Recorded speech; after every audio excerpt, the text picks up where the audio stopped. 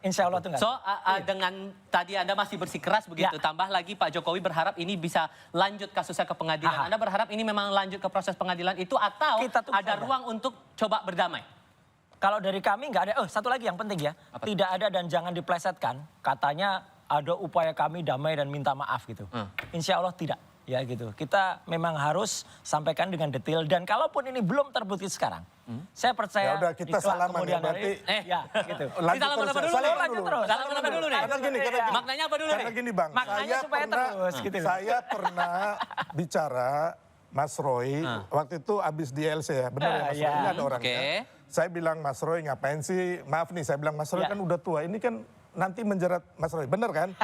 Ngapain sih kita damai-damai aja? Sorry, sebentar, aku selesaikan dulu baru Mas Roy. Saya bilang kita nih sebagai anak bangsa merah putih, ya kan, kita damai-damai aja. Nanti saya ngomong sama teman-teman dan Pak Jokowi. Saya pernah ngomong kayak gitu. Terus Mas Roy cengar-cengir, ya udah nggak jadi. Ya kan?